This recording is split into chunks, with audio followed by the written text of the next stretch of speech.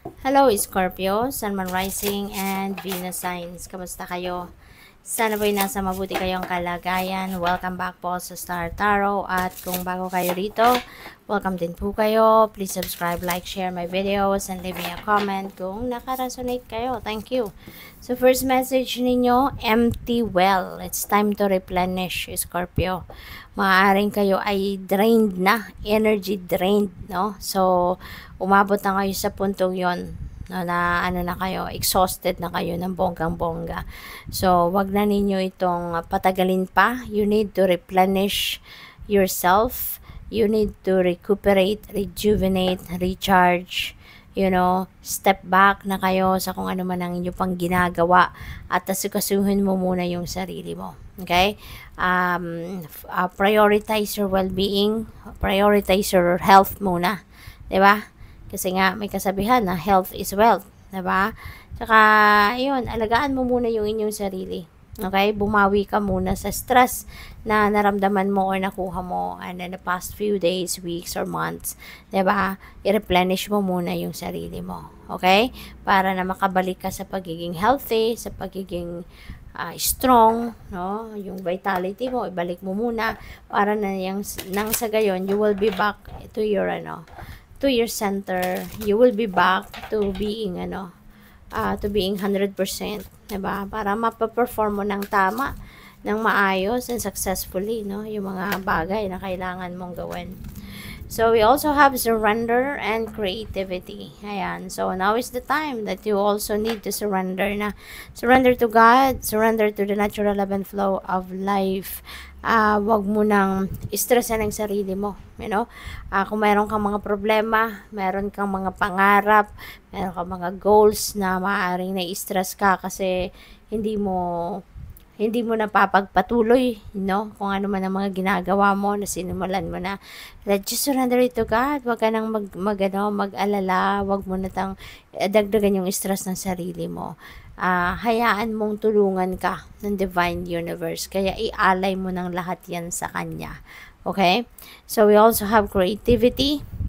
Ayan. So, maybe there is an opportunity sa ngayon na magagamit mo yung inyong creativity. Maaari ng iba sa inyo will be using also your creative mind para ma-solve ninyo ang mga problema ninyo, 'di ba? Maybe it's about time na to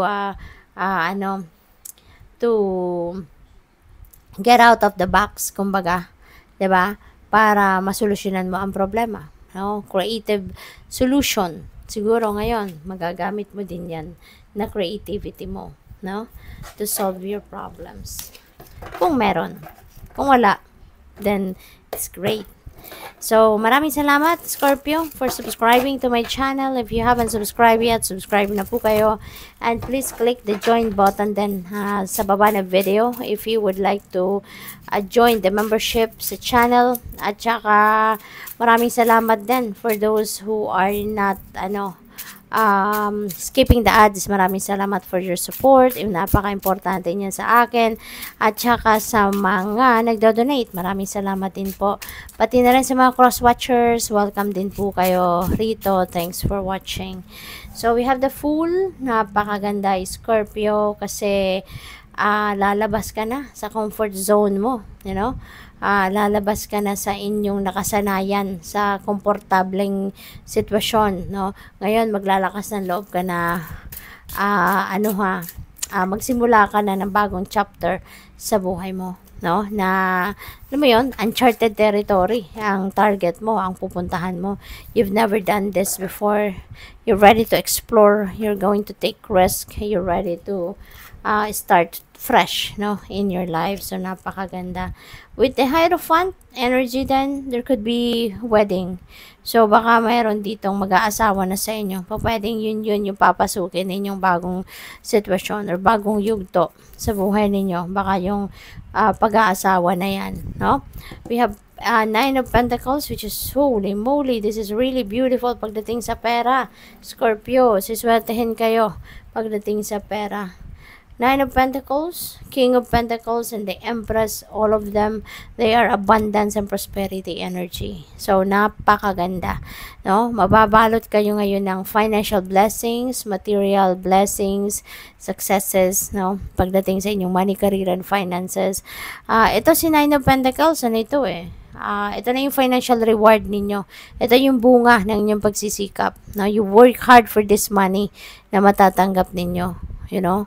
Kaya ano yan, savor ninyo yan, no? Kasi bunga yan talaga ng inyong dugot, pawis, kumbaga, na binuhos ninyo sa inyong trabaho. You know, now is the time that you are going to receive that, you know, at magiging komportable ng pamumuhay mo.